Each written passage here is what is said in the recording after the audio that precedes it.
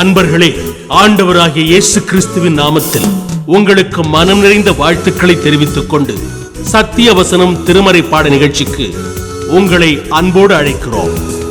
சத்திய வசனம், இது தேவனின் வசனம். நாம் சோர்ந்து போகையில் கரம் கொடுக்கும் நம் தேவனின் வசனம். பரிசேயரும் சதுசேயரும் அவரை சோதிக்கும்படி அவரிடத்தில் வந்து வானத்திலிருந்து ஓர் அடையாளத்தை தங்களுக்கு காண்பிக்க வேண்டும் என்று கேட்டார்கள்.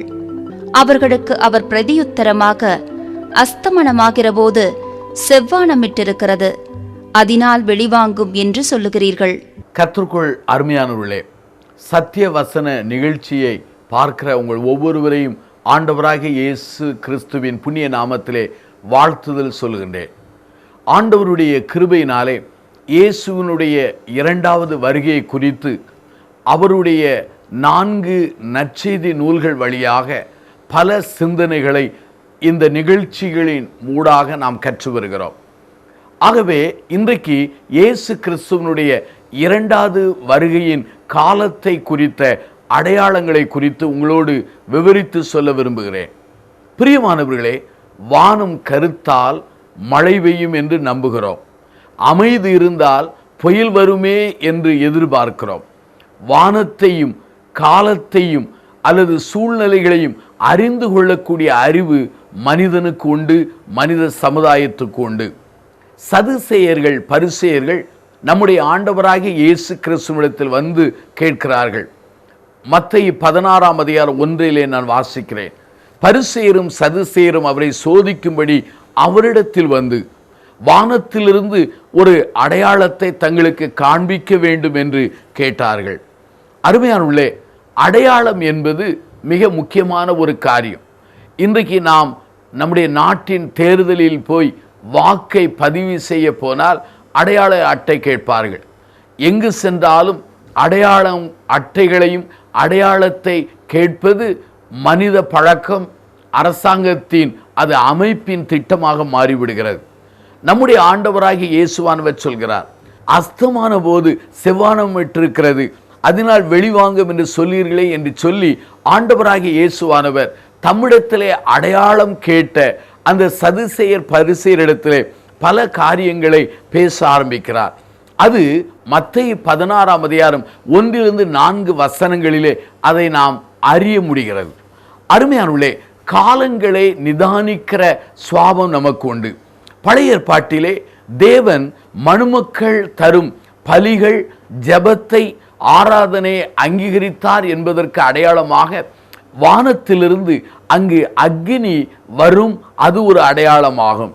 இது ஆண்டவர் அவருடைய பலிகளை அங்கீகரித்தார் என்பதற்குரிய அடையாளம் வானத்திலிருந்து வருகிற அக்னியாகும். இஸ்ரவேல் ஜனங்கள் வனாந்தரத்திலே எகிப்திலிருந்து அவர்கள் பயணம் செய்யும் போது மேகம் எழும்பி அவர்கள் முன்னாலே செல்வது ஒரு வழிநடத்தலின் அடையாளமாகும்.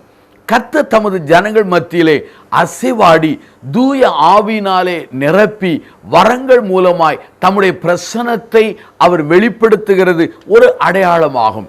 வேத வசனம் சொல்கிறது, கர்த்தர் அவர்களோடு கூட இருந்து உண்மையாகவே கிரியை நடப்பித்தார் என்று சொல்லப்பட்டிருக்கிறது. மார்க் 16ஆம் அதிகாரத்திலே 20 இதை வாசிக்கிறோம். அற்புதங்கள், அடையாளங்கள், கிரியைகள் ஆண்டவர் நம்மோடு கூட இருப்பதற்குரிய ஒரு அடையாளமாகும். நமது ஜெபங்களுக்கு பதில் தருவதின் மூலமாக நம்முடைய ஆண்டவர் ஜீவிக்கிறார் என்பது அது ஒரு அடையாளமாகும். சபை வளருவதற்கு காரணம் என்ன? சபையை ஆண்டவர் நேசிக்கிறார் என்பதற்கு அடையாளமாகும்.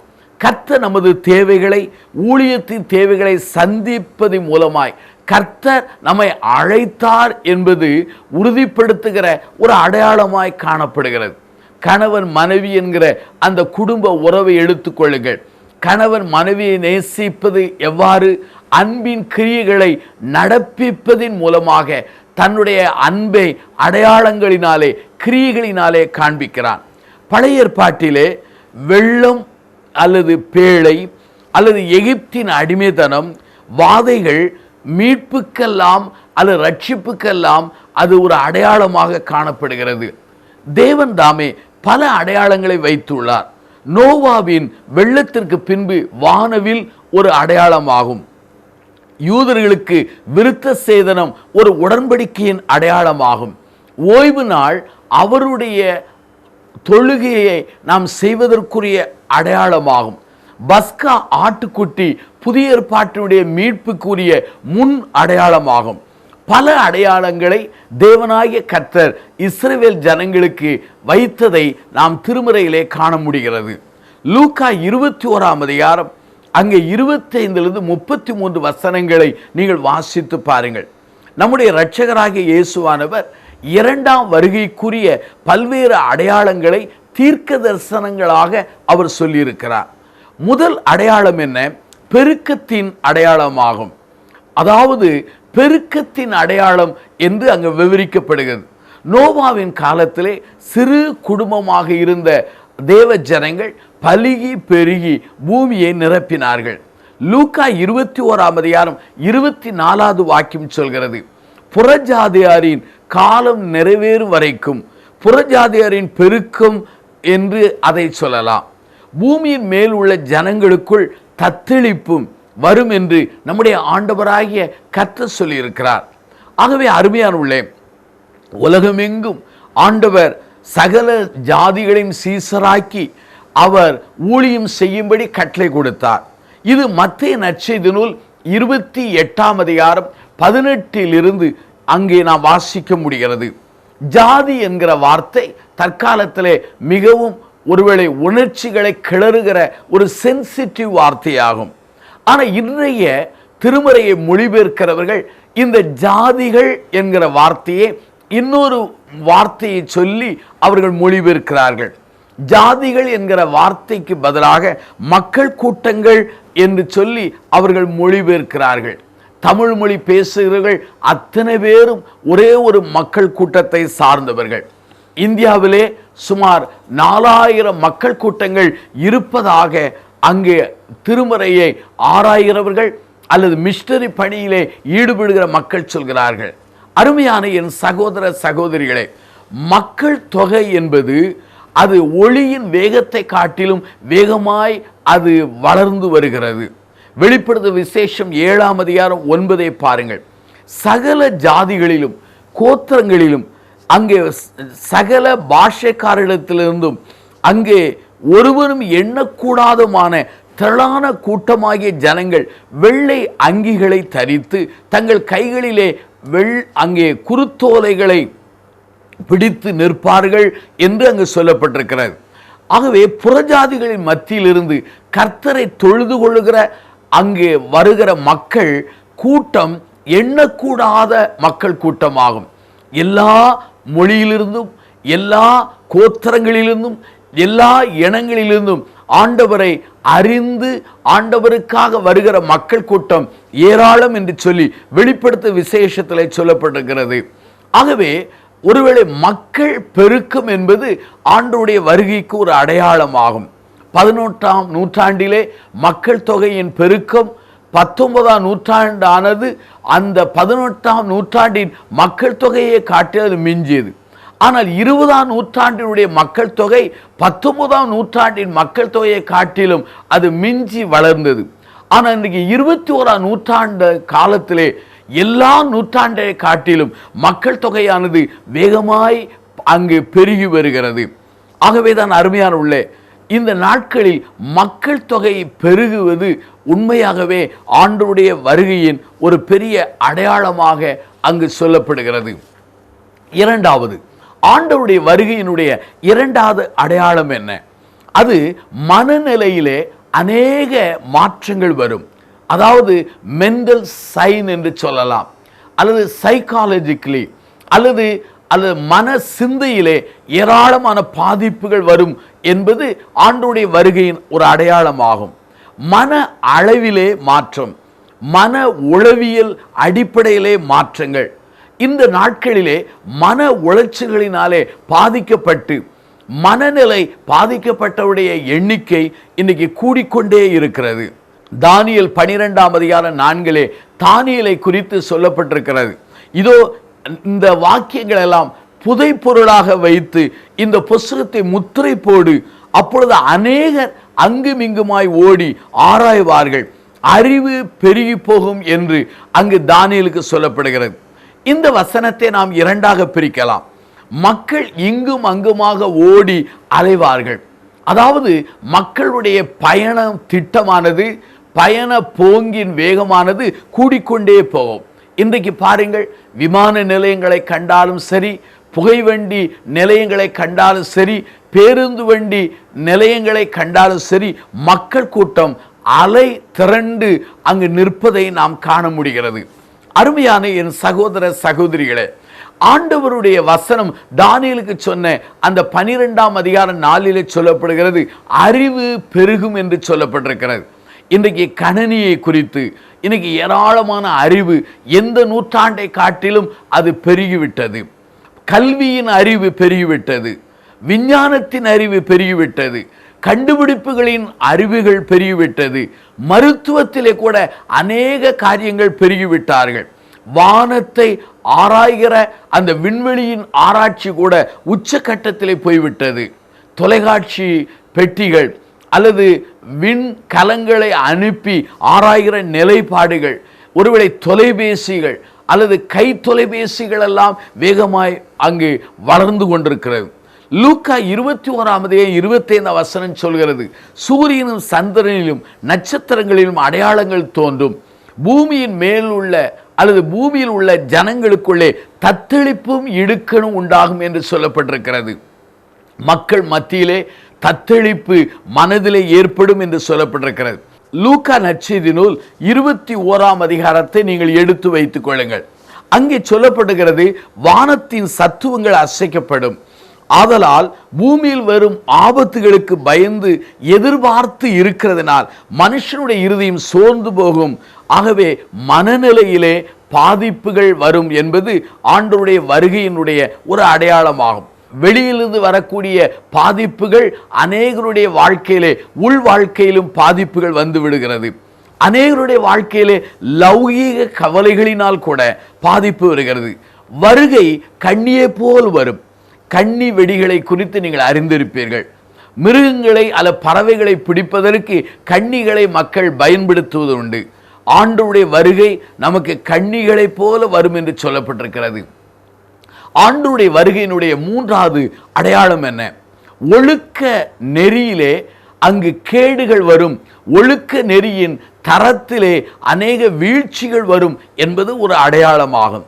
நீங்கள் திருமறையை நீங்கள் வாசிப்பீர்கள் என்றால், நோவாவின் காலத்தில் எப்படி நடந்ததோ அப்படியே மனிதகுமாரனின் காலத்திலும் நடக்கும் என்று சொல்லப்பட்டிருக்கிறது. நோவாவின் காலத்திலே ஜலப்பிரயத்துக்கு முன்பாக மக்கள் எல்லாரும் புசித்தார்கள், குடித்தார்கள், பெண் கொண்டார்கள், பெண் கொடுத்தார்கள். அப்படிப்பட்ட நிர்விசாரமாக வாழ்ந்து வந்தார்கள். நித்தியத்தை குறித்து, மறுமையை குறித்து எண்ணமற்று அவர்கள் வாழ்ந்து வந்தார்கள்.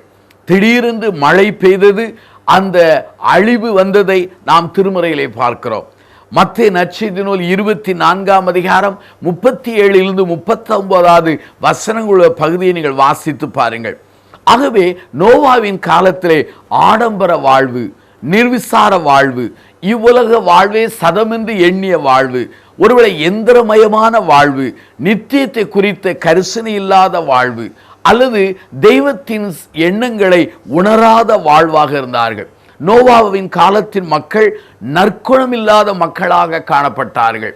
நோவாவின் காலத்தின் மக்கள் என்பவர்கள் அவர்கள் ஆண்டவரை குறித்த அல்லது திருமறையை குறித்த, நித்தியத்தை குறித்த ஒரு நிச்சயம் இல்லாமல் இருந்தார்கள்.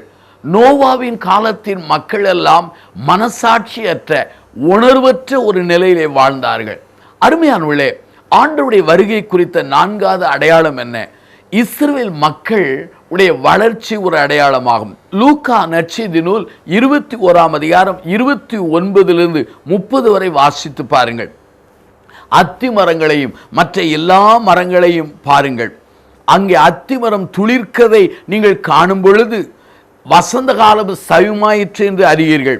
அப்படியே இவைகளை நீங்கள் காணும் பொழுது ஆண்டவருடைய வருகை சமீபம் என்பதை நீங்கள் புரிந்து கொள்ள வேண்டும் என்று சொல்லப்பட்டிருக்கிறது. அத்திமரம் என்பது இஸ்ரவேல் மக்களுக்கு ஒரு அடையாளமாகும். அத்திமரத்தை ஆண்டவர் துளிர் விடும்படி வைத்தார்.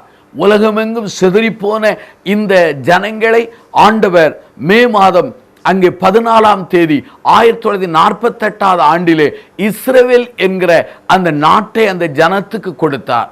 இஸ்ரவேல் என்கிற நாடாகிய அத்திமரமும் மக்களும் துளிர்த்தார்கள். இது ஒரு பெரிய அற்புதமாகும். ஒருவேளை வெளிமரம் பட்டு போனாலும் அந்த மரத்தின் அங்கு வேர் ஜீவன் உள்ளதாக இருந்தது. ஆண்டவர் அவர்களை துளிர்க்கும்படி செய்தார். ஆகவேதான் இஸ்ரவேல் மக்கள் துளிர் விடுகிறது ஆண்டவருடைய வருகைக்கு ஒரு அடையாளமாக காணப்படுகிறது. ஐந்தாவதாக ஆண்டவருடைய வருகைக்கு இன்னொரு அடையாளம் என்ன? மத்தேயு நற்செய்தி நூல் 24ஆம் அதிகாரத்தை எடுத்து வைத்துக் கொள்ளுங்கள். இந்த ராஜ்யத்தின் சுவிசேஷம் பூலோகம் எங்கும் அது பரவும் என்று நம்முடைய ஆண்டவராகிய இயேசுவானவர் சொல்லியிருக்கிறார்.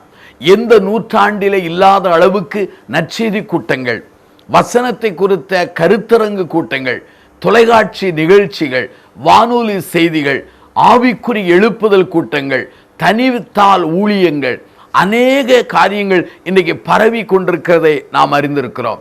இவைகளெல்லாம் நம்முடைய ஆண்டவருடைய வருகைக்கு ஒரு பெரிய அடையாளமாக காணப்படுகிறது. அருமையானவர்களே, நம்முடைய ஆண்டவர் சீக்கிரமாய் வரப்போகிறார். ஆகவே வருவதற்கு காரணம் என்ன என்று சொன்னால், உண்மையாகவே நம்முடைய ஆண்டவர் வரும்பொழுது நற்செய்தியானது வேகமாய் பரவும்.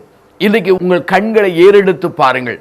நீங்கள் வாழுகிற இடத்திலே சுற்றில் உள்ள சபைகளை கண்ணோக்கி பாருங்கள். நீங்கள் வாழுகிற பட்டணத்தில் உள்ள நற்செய்தி கூட்டங்களின் எண்ணிக்கையை நீங்கள் கண்ணோக்கி பாருங்கள். எங்கு பார்த்தாலும் சுவிசேஷத்தை அறிவிக்கிற, பிரசங்கிக்கிற, பாடுகிற அல்லது அதை வியாக்கியானம் பண்ணுகிற கூட்டங்களை நாம் ஏராளமாக நாம் கண்டு வருகிறோம். இதெல்லாம் ஆண்டவருடைய வருகைக்கு ஒரு அடையாளமாகும். ஆகவே தான் அருமையானவர்களே, ஆண்டவருடைய வருகைக்கு இந்த அடையாளமாக இது காணப்படுவதனாலே நம்முடைய வாழ்க்கையிலே ஆண்டவருடைய வருகைக்கென்று நம்மை ஆயத்தப்படுத்த நம்மை ஆண்டவர் அழைக்கிறார். ஆகவே தெய்வமாகிய நம்முடைய ஆண்டவருடைய வருகையின் அடையாளங்கள் 5 சொன்னேன். மக்கள் தொகையின் பெருக்கம் என்பது ஒரு அடையாளம், மக்களின் அறிவு வளர்ச்சி ஒரு அடையாளம், மக்களின் பயணம் செய்கிற ஒரு தன்மை வளர்வது ஒரு அடையாளம், மக்கள் மத்தியில் இருக்கிற மனநிலையின் பாதிப்புகள், சிதைவுகள் ஆண்டவருடைய வருகைக்கு ஒரு அடையாளம். எங்கு பார்த்தாலும் ஒழுக்கக்கேடுகள் பலுகி பெருகுவது ஆண்டவரின் வருகைக்கு ஒரு அடையாளம். இஸ்ரவேல் என்று சொல்கிற அந்த அத்திமரமானது துளிர்விட்டு இன்றைக்கு வளர்ந்து கொண்டிருப்பது அது ஆண்டவருடைய வருகைக்கு அடையாளம். உலகமெங்கும் எங்கு பார்த்தாலும் நற்செய்தியானது வேகமாய் பரவுகிறது ஆண்டவருடைய வருகைக்கு அடையாளமாகும். இந்த ஆண்டவருடைய வருகைக்கு அடையாளங்களை கண்ணோக்கி பார்க்கிற நீங்கள் ஆண்டவருக்கு உங்களை ஆயத்தப்படுத்தி கொண்டிருக்கிறீர்களா? ஜெபம் செய்வோமா? ஜீவனுள்ள பிதாவே, இந்த நாளுக்காக நாங்கள் நன்றி சொல்கிறோம். உம்முடைய வாக்கியங்களிலே, வசனங்களில் சொல்லப்பட்ட பிரகாரம் எல்லா அடையாளங்களும் இப்போது நடந்து கொண்டிருக்கிறது. எங்கள் ஆண்டவராகிய இயேசுவானவர் வாசல் அண்டே நிற்கிறீர் என்கிற உணர்வை அடைந்திருக்கிறோம். உம்முடைய வருகைக்கென்று எங்களையும் எங்கள் மக்களையும் ஆயத்தப்படுத்த கிருபை தாரும். இயேசுவின் நாமத்தில் ஜெபிக்கிறோம் ஜீவனுள்ள பிதாவே, ஆமென். இந்த புத்தகம் பற்றிய விபரங்களுக்கு சத்திய வசனம் அலுவலகத்தை தொடர்பு கொள்ளவும்.